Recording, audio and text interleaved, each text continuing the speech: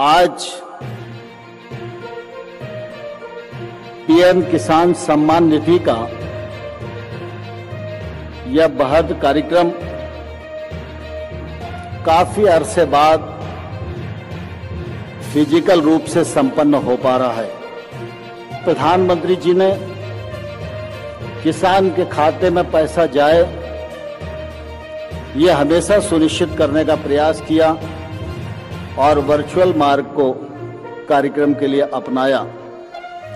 लेकिन आज सब लोग बड़ी संख्या में दिल्ली में भी उपस्थित हैं और देश भर में 732 कृषि विज्ञान केंद्रों पर किसान जुड़े हुए हैं, 50,000 पैक्स पर किसान जुड़े हुए हैं, 75 कृषि विश्वविद्यालयों में किसान जुड़े हुए हैं, छात्र जुड़े हुए हैं।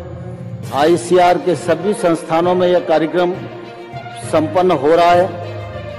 ऐसे कुल मिलाकर देश भर में 1 करोड़ से अधिक किसानों का समागम पीएम किसान सम्मेलन के माध्यम से संपन्न हो रहा है। मैं देश भर के सभी किसान भाइयों और बहनों से, हम सब के नेता प्रिय प्रधानमंत्री माननीय नरेंद्र मोदी जी का हृदय से बहुत बहुत स्वागत करता हूं, बहुत बहुत अभिनंदन करना चाहता हूं।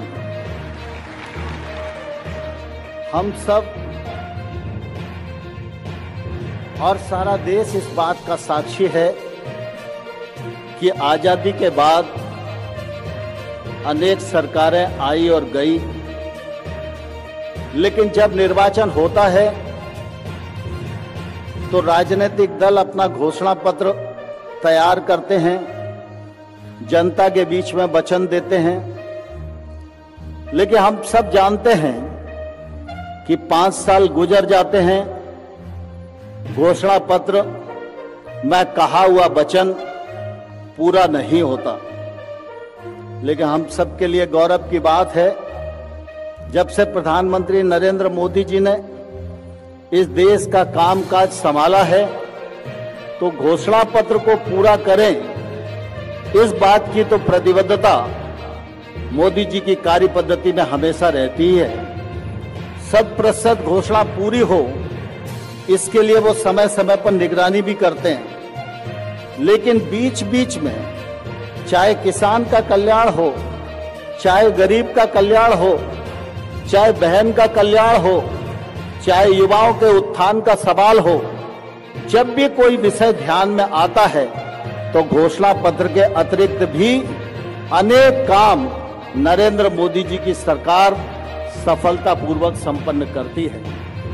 आप सब इस बात को जानते हैं कि प्रधानमंत्री जी ने पीएम किसान सम्मान निधि कार्यक्रम को सृजित किया, उसे सफलतापूर्वक क्रियान्वित किया। कृषि के क्षेत्र में सम्मान निधि किसान को मिले, यह मांग किसान की तरफ से कभी भी नहीं आई थी। लेकिन प्रधानमंत्री जी जानते थे कि जब उन्होंने किसान की आमदनी बढ़ाने के लिए देश भर के राज्य सरकारों को, किसान संगठनों को, किसानों को, केंद्र सरकार को, सभी लोगों को आह्वान किया, तो उन्हें लगता था कि बाकी सब लोग काम करेंगे, लेकिन हमको भी केंद्र सरकार की तरफ से किसान की आय बढ़ाने में सीधी सहायता प्रदान करनी चाहिए। और दुनिया का सबसे बड़ा सीधा खाते में जमा होने वाला जो लाभ है वह पीएम किसान सम्मान निधि के माध्यम से प्रधानमंत्री जी ने अंतरित करने का एक सफलतम प्रयत्न किया। आज देश भर के 11 करोड़ किसानों को 2 लाख करोड़ से अधिक पर प्रधानमंत्री जी की उपस्थिति के प्रति कृतज्ञता ज्ञापित करता हूं। वहीं देश भर के करोड़ों करोड़ किसानों को हृदय पूर्वक बहुत बहुत बधाई देना चाहता हूं। यह योजना क्रियान्वित पारदर्शिता के साथ हो, यह आग्रह प्रधानमंत्री जी का हमेशा बना रहता है।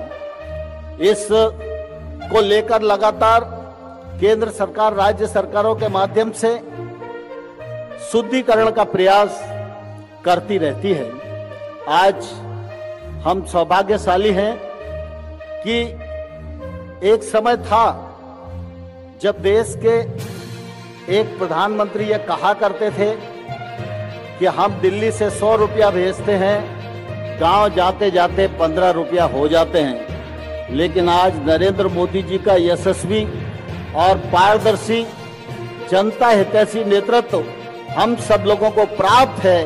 टेक्नोलॉजी के माध्यम से मोदी जी ने यह सुनिश्चित किया है कि अगर हम एक किसान के खाते में एक साल में 6,000 रुपया जमा कराएंगे तो कोई दलाल नहीं होगा, कोई बिचौलिया नहीं होगा। अब 6,000 के 6,000 उसके खाते में जमा होंगे। यह सुनिश्चित करने का काम प्रधानमंत्री नरेंद्र मोदी जी के नेतृत्व में हुआ है।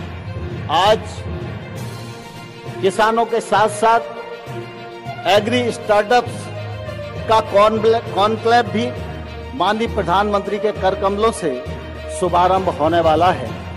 हम सब इस बात को भली भांति जानते हैं कि हमारे देश में जो किसान हैं वो भी एक तौर से बड़े स्किल्ड हैं। वो भी तमाम सारे नवाचार अपने अपने स्थानों पर करते ही रहते हैं, लेकिन उनको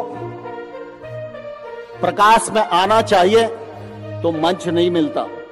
हमारे देश के पढ़े लिखे नौजवान इतनी बुद्धिमत्ता से काम कर रहे हैं कि चाहे वो खेती का क्षेत्र हो या अन्य क्षेत्र हो, अनेक प्रकार की टेक्नोलॉजी इजाद करके काम करने को कैसे आसान किया जा सकता है, नुकसान को कैसे बचाया जा सकता है, उत्पादन और उत्पादकता कैसे बढ़ाई जा सकती है, फसल के उपरांत नुकसान को कैसे रोका जा सकता है, किसान सूचनाओं के नजदीक कैसे आ सकता है।